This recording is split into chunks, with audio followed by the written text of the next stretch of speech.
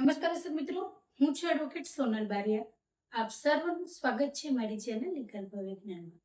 દર્શક મિત્રો, એક મિત્રનો પ્રશ્ન છે કે ખેતીની જમીનને એને કરવાની જે પ્રક્રિયા છે તેની અંદર કયા કયા ડોક્યુમેન્ટ જોઈશે અને કેટલા દિવસની અંદર એની પ્રક્રિયા થઈ શકશે. તો દર્શક મિત્રો, ચાલો આજે આપણે આના વિશે સંપૂર્ણ માહિતી મેળવીએ. તો દર્શક મિત્રો, જ્યારે ખેતીની જમીનને તમે એની અંદર તબદીલ કરાવો છો ત્યારે જે પ્રક્રિયા છે એ પ્રક્રિયા સરળ છે, પરંતુ જો તમારી પાસે સંપૂર્ણ કહી શકાય કે જે દસ્તાવેજ કે જે ડોક્યુમેન્ટ છે એ હોય ત્યારે તો એની અંદર સૌથી પહેલા આપણે જોઈએ કે પ્રક્રિયા શું છે. તો તમારી જે ખેતીની જમીન છે એ જે જમીનનું અંદર તમારે કહી શકાય કે એને એટલે કે નોન એગ્રીકલ્ચર લેન્ડ કરાવવાની હોય તો એની એટલે કે બિન ખેતીની અંદર તબદીલ કરાવવાની હોય તો જે જમીનને તમારે તબદીલ કરાવવાની છે બિનખેતીમાં એ જમીનનો સર્વે નંબર છે એ જે સર્વે નંબર છે તેની 7/12 અને 8/8નો લેટેસ્ટ ઉતારો. ત્યાર પછી તમારું જે આધાર કાર્ડ છે એ જોઈશે, પાન કાર્ડ જોઈશે. આ જે કહી શકાય કે આઈડી પ્રૂફ તરીકે યુઝ થશે. ત્યાર પછી તમારો જે ગામ નમૂના નંબર 6 જે હક પત્રક છે તેની અંદર તમારી જેટલી પણ વિગતો છે એ વિગતો આપવી પડશે.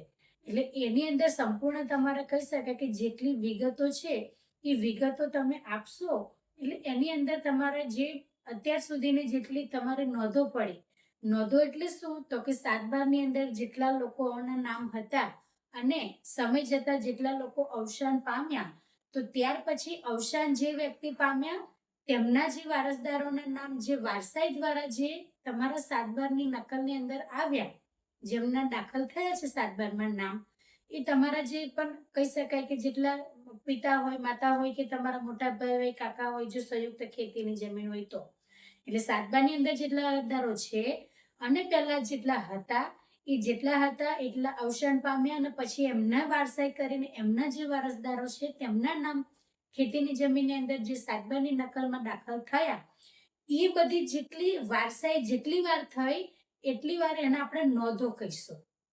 એટલે જે નોંધો છે એ નોંધોની અંદર જે ફેરફાર થયા છે એ બધો જ રેકોર્ડ એ ગામ નમૂના નંબર 6ની અંદર આપણને જોવા મળશે. એટલે ગામ નમૂના નંબર 6નો જે રેકોર્ડ છે એની તમારે એક નકલ આપવાની રહેશે. ત્યાર પછી દર્શક મિત્રો, ખેતીની જમીનની અંદર જો તમારે કૂવો કે બોર કે એવું કંઈ હોય તો તેની માટે પણ તમારે જે ગામના તલાટી શ્રી હોય એમની પાસેથી કૂવા પત્રક પણ લેવું જોઈએ, જેથી કરીને એની અંદર તમે એને જો કરાવો છો તેની અંદર જે નવું કહી શકાય કે ઉમેરો થઈ શકે કે ભાઈ એને કરાવો છો તેની અંદર કૂવો કે ટ્યુબવેલ કે પછી જે પણ કહી શકીએ આપણે કે એની અંદર પાણીનો સ્ત્રોત છે એટલે એ પણ તમે અંદર દર્શાવવાનું રહે છે. એટલે આ જે ડોક્યુમેન્ટ છે એની અંદર તમારે દર્શક મિત્રો જે તે ફોર્મ છે એ ફોર્મ તમારે ભરીને અને જે તે કચેરી તાલુકા લેવલે જે કચેરી મામલતદાર સાહેબ શ્રીની કે જે કહી શકાય કે તમારે કલેક્ટર સાહેબ શ્રી તમારે જે પ્રકારે એને તો કરાવવાનું છે પણ કયા ઉદ્દેશ્યથી કરાવવાનું છે તેનું પણ મહત્વ છે. જો એની અંદર તમે એ જે તમારો ખેતીની જમીનનો જે સર્વે નંબર એને કરાવી રહ્યા છો એને કરવા માટે એ તમે જે પ્રક્રિયા કરો છો શા માટે કરો છો તેનો પણ તમારે ઉદ્દેશ્ય જણાવવો પડશે. એટલા માટે જે કચેરી છે ત્યાં આગળ તમારે રૂબરૂમાં પણ તમારા ડોક્યુમેન્ટને ફોર્મ ભરીને અને તમે જમા કરાવી શકો છો. નહીતર તમે IORAR નામની જે વેબસાઇટ છે ત્યાં આગળ પણ ઓનલાઈન ઘણી બધી પ્રક્રિયાઓ થઈ જતી હોય છે, તો ત્યાં આગળ પણ તમે જે કહી શકાય કે તમારા લગતી જે કાર્યવાહી છે એ તમે ત્યાં આગળ કરાવી શકો છો. દર્શક મિત્રો, ઓનલાઈન તમે ફોર્મ ભરો છો એ ફોર્મ ભર્યા પછી પણ તમારે એની જે પ્રિન્ટ છે એ કાઢીને તમારા ડોક્યુમેન્ટ તો રૂબરૂમાં જમા કરાવવાના રહે છે, જેથી કરીને ડોક્યુમેન્ટ છે એની તપાસ થઈ શકે. એટલે દર્શક મિત્રો, મુખ્ય બાબત એ છે કે શા માટે તમે બિન ખેતીની અંદર તબદીલ કરો છો. જે તમારી ખેતીની જમીન છે એ બિન ખેતીમાં તબદીલ થયા પછી તેની અંદર કઈ કઈ મતલબ શું તમે ત્યાં બનાવવાના છો, એનો કઈ રીતે ઉપયોગ કરવાના છો.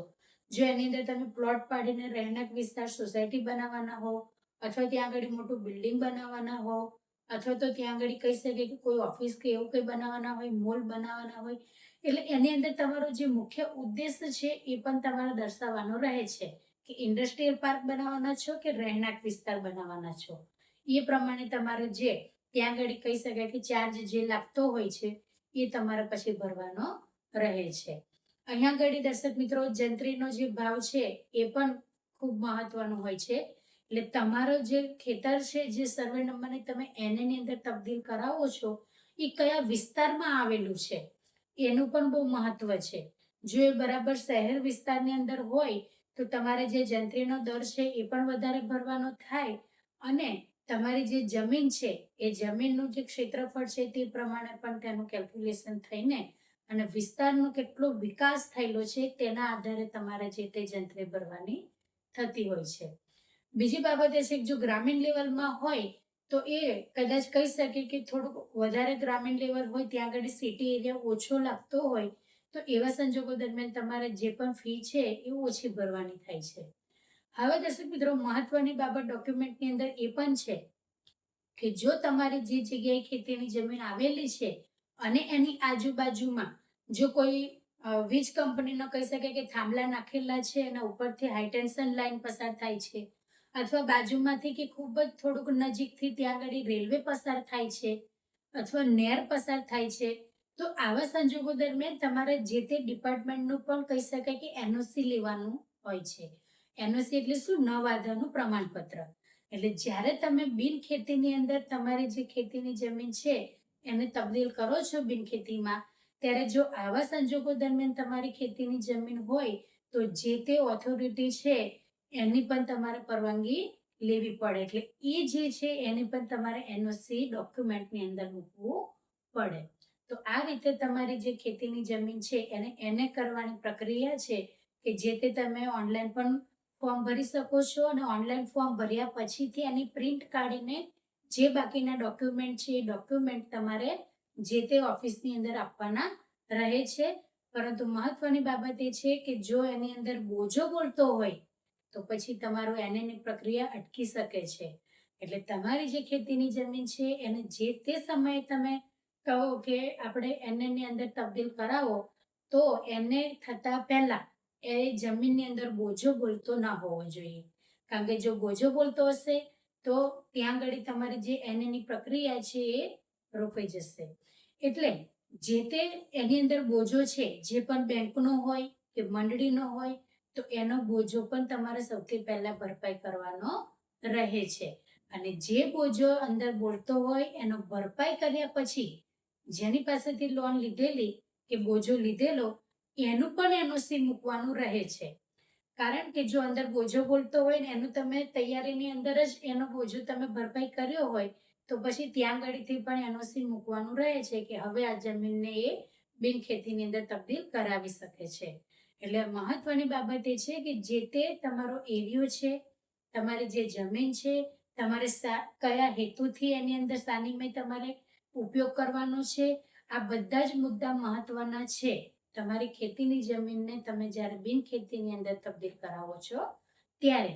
એટલે આ બધા જે મહત્વની બાબતો છે એના આધારે પછી ડોક્યુમેન્ટ જમા કરાવીને તમે તમારી જે ખેતીની જમીન છે તેને તમે તબદીલ કરી શકો છો એનેમાં. બીજી બાબત એ છે દર્શક મિત્રો કે કેટલો સમય લાગતો હોય છે. તો જુઓ, તમારી જે ખેતીની જમીન છે તેની અંદર કોઈ પણ પ્રકારનો કેસ ન ચાલતો હોય, કોઈ પણ પ્રકારની તેની અંદર તકરારી કોઈ બાબત ના હોય, એની અંદર કોઈ પણ પ્રકારનો બોજો ના બોલતો હોય, અને જો તમારી આજુબાજુમાં રેલવે કે હાઈટેન્શન લાઈન ના હોય તો એનું જે એનઓસી છે એ પણ લેવાની જરૂર ના હોય. તો આવે મતલબ કે એકદમ ચોખ્ખી જમીન હોય તમારી, તો એવા સંજોગો દરમિયાન તમે જે પ્રક્રિયા માટે જે ખેતીની જમીનને બિન ખેતીમાં તબદીલ કરવા માટેની જે ઓનલાઈન કે પછી ઓફલાઈન તમે જે ફોર્મ ભર્યું છે એ ભર્યાથી 30 દિવસની અંદર પણ તમારી જે એને છે એ જમીન થઈ જતી હોય છે.